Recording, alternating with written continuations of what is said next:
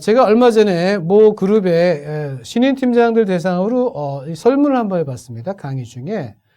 그래서 팀장한테 성과하면 떠오른 단어가 무엇인가요? 라고 질문을 했는데 가장 많이 나온 답변이 실적이었습니다. 왜? 사실요. 그래서 실적이란 표현이 참 맞는 것 같고 역시 실적이 났으면 보상을 해줘야 되는 거고요. 보상을 하려면 측정이 필요한 거 아니겠습니까? 여기 결과물이라는 표현도 있는데요. 너무 정확한 표현이에요. 국어사전에 봤더니 성과는 이루어낸 결실이다라고 얘기를 합니다. 결과물, 결실 이렇게 얘기할 수 있어요. 뭐 다른 표현들도 재미난 표현이 있습니다. 복불복. 이게 맞는 얘기인지 모르겠어요.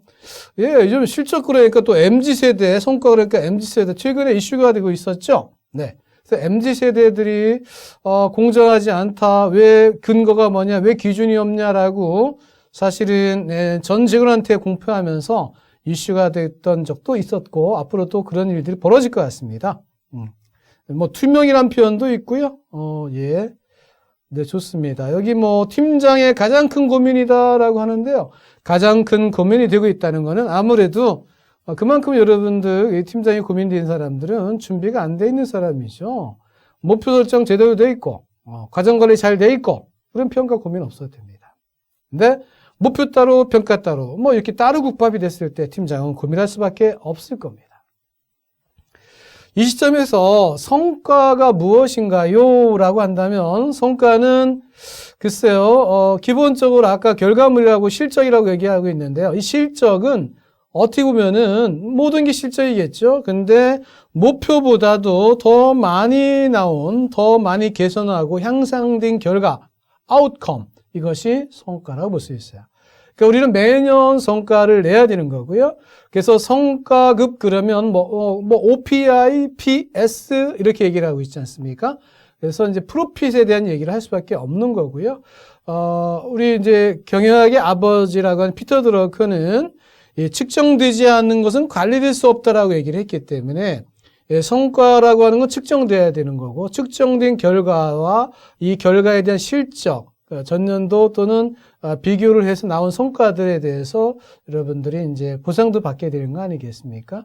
그래서 다시 정리하자면 조직과 개인이 혁신이나 개선에 의해 향상된 결과를 우리는 성과라고 말할 수 있습니다.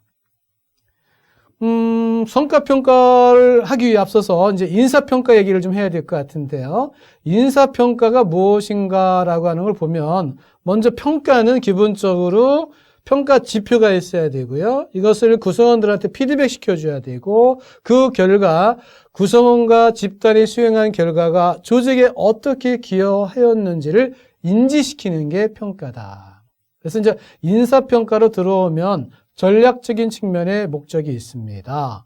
그래서 전략적으로 조직이 추구해야 될 선택과 집중이 있을 텐데 그걸 가져가기 위해서 목표를 설정하고 설정된 목표를 관리하게 되는 거잖아요. 그래서 이제 인사 쪽에서의 관리의 개념으로 보면 인사이동, 뭐 보임, 평가, 성과급 지급 이런 것들이 관리 개념이 되겠고요.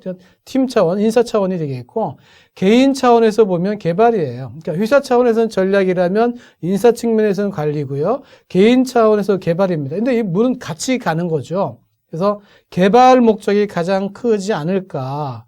구성원들을 개발시켜주고 성장시켜줬을 때 이 또한 조직도 성과를 내게 되는 거죠. 그래서 인사평가의 목적은 전략적인 측면과 인사 관리적인 측면과 개별 구성원들의 성장 측면도 있다는 것을 기억해 주시기 바랍니다. 여러분, 인사평가 하면 떠오르는 단어가 무엇인가요? 글쎄요, 인사평가 하면 떠오르는 단어가 되게 많겠죠. 근데 많은 사람들이 공정을 얘기합니다. 공정성. 네. 투명성도 얘기 많이 해요. 여기 투명 몇 명 안 적었지만, 투명. 그래서 공정하려면 이제 합리적인 거를 따질 수밖에 없죠.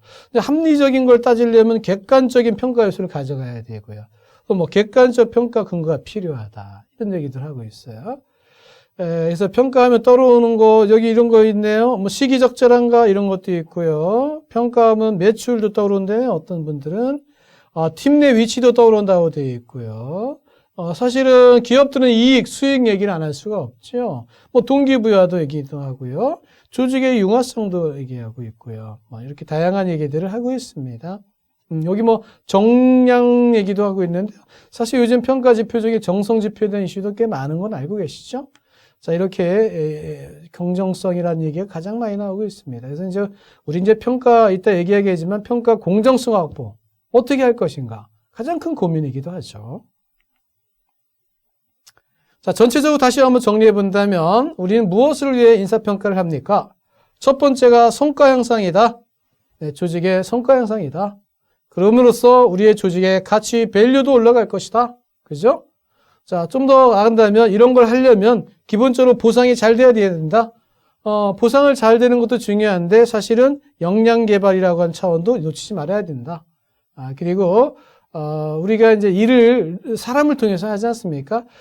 사람이 일하게 하려면 인력 운영을 잘해야 될 텐데 인력 운영을 잘하려면 제때 적재적소에 사람을 배치하는 것도 필요하잖아요. 그러기 위해서 평가를 통해서 어떤 역량을 갖고 있고 그 사람이 어디 가서 근무하는 게 좋은지 인력 운영에도 평가 항목 분명히 반영되는 것 같습니다. 그리고 각각의 부족한 평가 역량들에 대해서 개발시켜주는 목적도 갖고 있는 것 같고요. 역시 그게 보면 조직의 성과 향상을 위해서 우리는 평가를 하고 있다.